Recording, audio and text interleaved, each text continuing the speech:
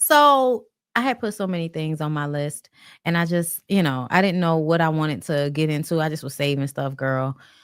But before I came up here, I was actually listening to Millie Chun. And Millie Chun was talking about the fact that there might eventually or there might be a documentary about Carlos, which I thought was very interesting. She talked about it on her YouTube channel. Let me see. Hey y'all, Okay, hold up. I'm gonna just play a snip. it's your girl Millie Chine. So y'all, I had taken a nap yesterday, and so I was just up. So I was like, let me just turn on the YouTube and see what's going on. So I came across of Black Hollywood history, right? So they had this big story on about Carlos King and all of the trouble that he's into. Let's get into it.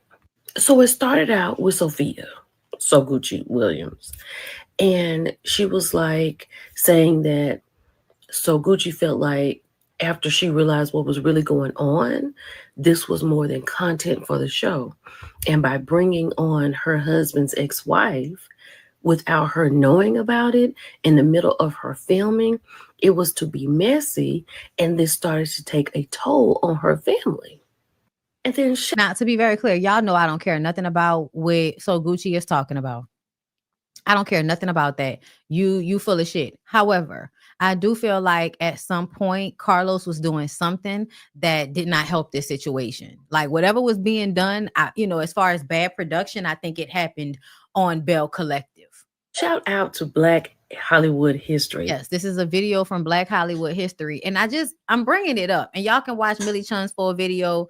But basically, this is like a culmination of people putting together how over the years, Carlos being an executive producer in reality TV has been plagued with a lot of mess and a lot of bad business practices, if you will. You know what I mean? From R&B divas. Y'all remember what happened with Elise Neal? Then there was a situation, I don't know what happened, but Encore always gave that something was amiss with that situation. I believe him and Todd were producing that show as well. And then Carlos' shows by himself, him being the person that was the executive producer on Real Housewives of Atlanta when the shit happened with Phaedra, Portia, and Candy. And what was actually talked about in his documentary is that it was actually some shit going on between Phaedra and Apollo. Apollo, I guess, um, Carlos wanted to do a documentary on Apollo, and it was something along those lines, and that really pissed Phaedra off. So that might have been the reason why. Like, I'm not exactly sure. These are blog posts just like everybody else, so you don't know if it's true or not. So let's be clear, everything is alleged. All right. But ultimately, I thought it was very interesting because I literally just said that somebody's going to do a documentary at some point, because too many of the stars of his reality shows have something negative to say about their experience being produced by him. But one of the things they talked about is making people look worse than they actually are. Um, Lying to cast members so that they will get angry with one another and they will respond a certain way on television. To be clear, I feel like that's a common practice. I don't think that's something that just Carlos does. I just think that because Carlos is the black executive producer and he's the one that's doing it at this level, he's gonna be pointed at as you're fucking over people. Like, it's gonna be that. But to me, I feel like what I'm hearing is common practice in reality TV for production teams to cause a stir with people so that they can get the right reaction when the cameras are rolling. That's usually how that goes. There's a show on Netflix about it, with my girl Sherry Appleby, from like what, 2017 or something like that. I don't know if y'all remember that show, but she's a producer on a reality show, but like the Bachelor type show, and just showcasing how they would take people's personal moments and completely fuck over them. You know what I'm saying? So like it's a thing for them to lie to people. It's a thing.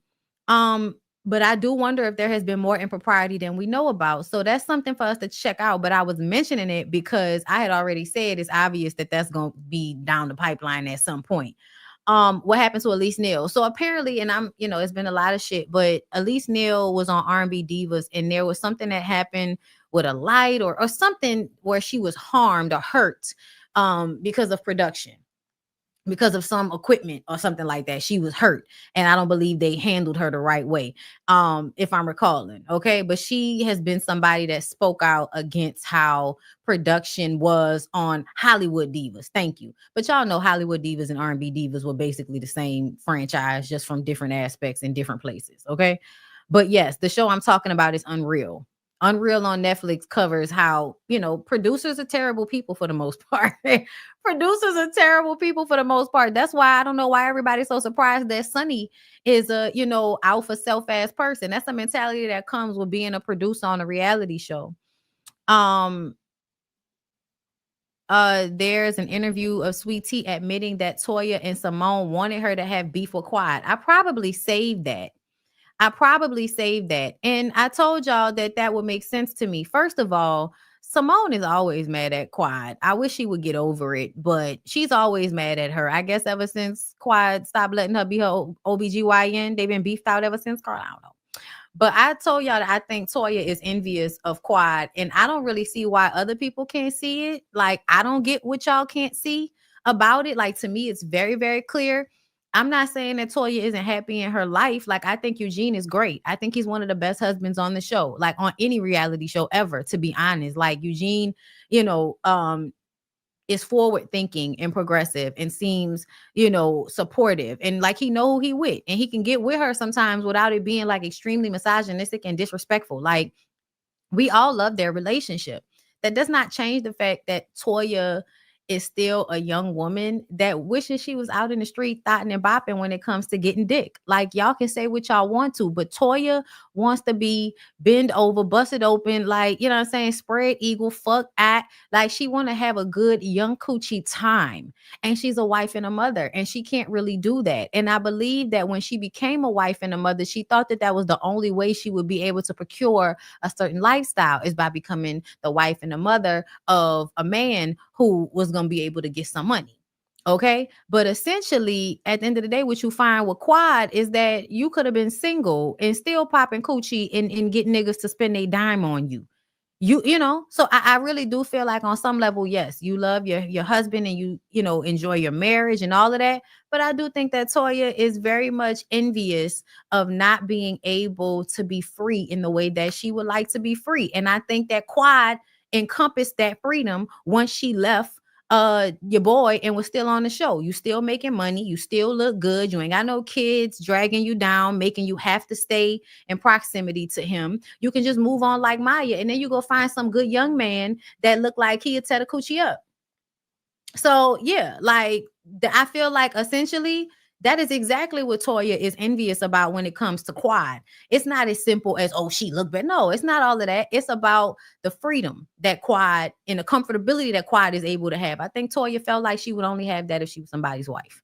So I always feel like Toya don't really see it for Quad for that reason. And it showcases because I think every time somebody else has an issue with Quad, Toya kind of tags on to it. Like, she wants to add her 2 cents, and she wants to make sure that you're letting Quad know how you feel about her. Like, she did that shit all this season. So it was very annoying to me. And yes, very obvious.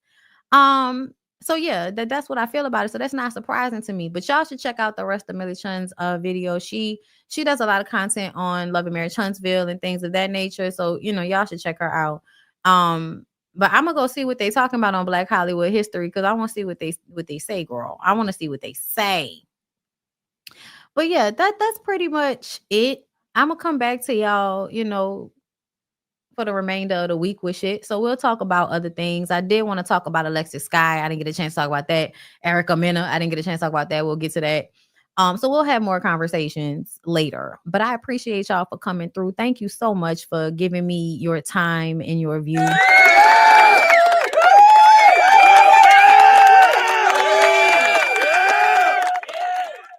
I hope you enjoyed it. I hope it was enjoyable. I love y'all. I appreciate y'all. Y'all have a good rest of y'all day, and I'm gonna see y'all tomorrow.